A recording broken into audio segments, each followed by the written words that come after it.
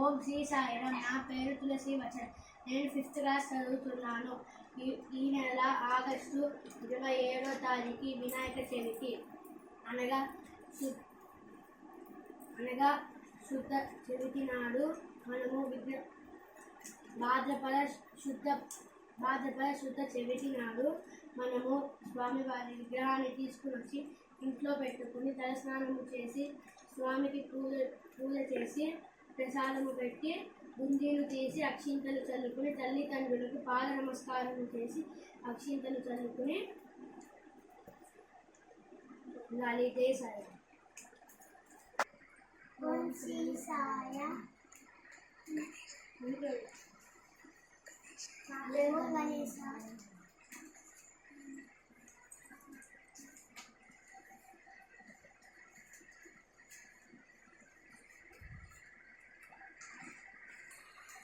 ఓం శ్రీ సాయిరామ్. ఓం గంగణపతయే నమః. ఓం గంగణపతయే నమః.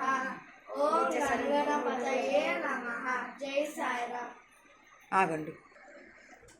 జై జై జై గణనాయక, జై జై జై వినాశక, జై జై జై గణనాయక, జై జై జై వినాశక, జయ శుభ మంగళదాయక,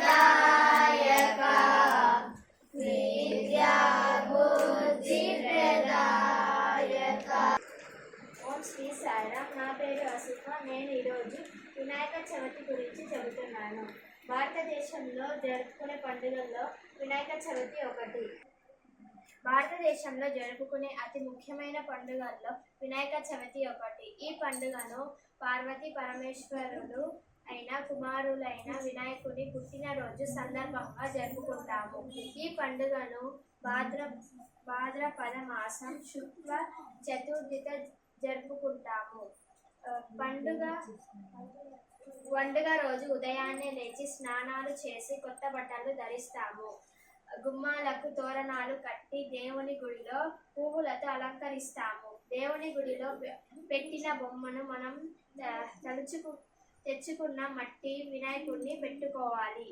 మనము అందరూ మట్టి బొమ్మలే వాడాలి. అవి మనం నిమజ్జనం చేసేటప్పుడు సముద్రంలో జీవులకు హాని కాకుండా ఉంటుంది. జై సాయిరామ్.